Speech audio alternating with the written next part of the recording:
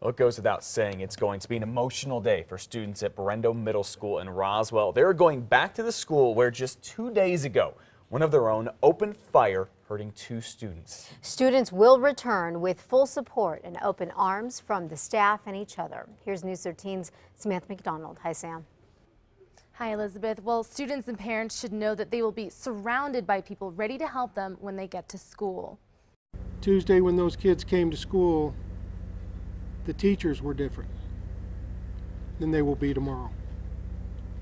Tomorrow they will all be counselors. Every staff member is in there working to prepare the kids for tomorrow. Many students have told us they were frightened and traumatized by what happened Tuesday. Counseling and crisis intervention is being made available for students. Also, a group of therapy dogs will be part of that team today, and they'll be sticking around for the next few days. Meanwhile, the Chavez County District Attorney filed a petition formally charging 12-year-old Mason Campbell with 3 counts of aggravated battery with a deadly weapon, 1 for each of the students hit and for a school employee who suffered minor injuries. State police say the 7th grader took the shotgun from his parents' home, modified it, hid it in a duffel bag, and opened fire inside a packed school gym. I can tell you we did find evidence that the suspect had planned this event. State police say Campbell may have warned other students that he ran into before walking into the gym. Back to you, Elizabeth. All right, Samantha, thank you. As for a motive, police have not revealed that. Mason Campbell is currently being held at the Child Psychiatric Hospital here in Albuquerque. Yesterday, the judge ordered he receive a mental evaluation and treatment. Well, this morning, the shooter's family is speaking out, saying it is thankful the judge ordered that treatment for Mason. His parents and grandparents released a statement saying they are horribly sad with this tragedy and they're praying for everyone affected by the shooting on Tuesday. They say, and I quote, "We love our young son and grandson dearly, as does everyone in his extended family. His whole family is heartbroken, as are many others in our tight-knit community in Roswell. This is a community that takes care of each other and loves each other and that is praying together." The family says it is cooperating with law enforcement and it is hopeful that Mason gets the mental health treatment that he needs. Well, state police have now searched Mason Campbell's home and his locker at school, but they're not saying exactly what they found. They do say their search did not turn up any extra weapons or any extra ammunition. The gun came from the residence of the suspect. It's fair to say the parents own that gun. I would say so, yes. All right. Well, I can tell you that the 2 children that were wounded in the shooting remain hospitalized in Lubbock. The 11-year-old boy who was shot in the face and neck is still in critical condition. Surgeons have operated on him twice since he got there. 13-year-old Kendall Sanders, who was hit in the arm and shoulder, also had surgery. She could be in the hospital for about a week, but is in satisfactory condition.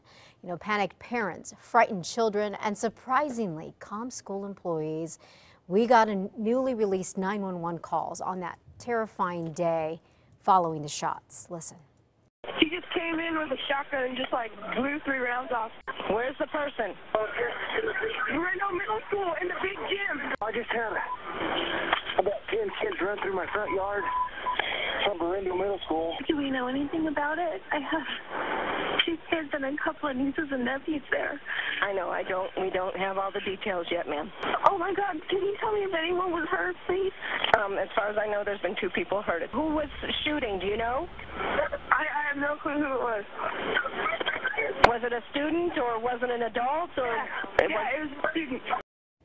Again, those 911 recordings were just released yesterday. And today you can expect to see a lot of people wearing yellow. It's one of Berendo's school colors, and there is some talk at high schools around Albuquerque, such as Sandia Prep, that students are going to wear yellow to support everyone down in Roswell. Take a look. This is what's been going around social media. It's a yellow ribbon with a black background, and it reads Roswell Prayers 11414. That's the day of the shooting. All right, we are closely following all the developments in the Roswell school shooting. Our coverage will continue all morning long and then today at noon and later here on News 13. And remember, you can get the latest anytime online at KRQE.com. A weird story just got weirder last week, and now there's a community meeting to talk about the spat of chicken murders in the metro area. I don't know who does this. I mean, if it's witchcraft or what. The owner of a North Valley cemetery says he's found bones, feathers, and heads of decapitated chickens on tombstones.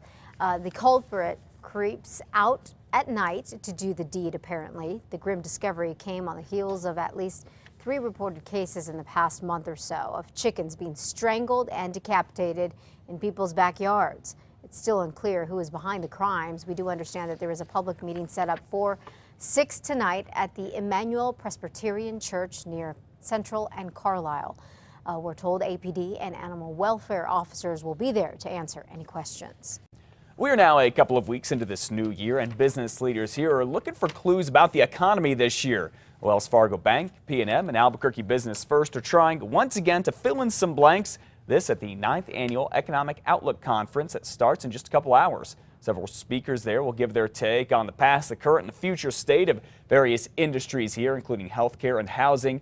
One of these speakers is an economist from Wells Fargo, who's also the director of UNM's Institute of Applied Research and a real estate officer. He's going to provide an insight on our housing industry. You know, housing has such an impact on our growth economically, and of course that data is really important to understand for our 2014 future. The Economic Outlook Conference begins this morning at 8 o'clock at the Plaza Hotel on University Boulevard. It is open to the public, and you can register there starting at 7.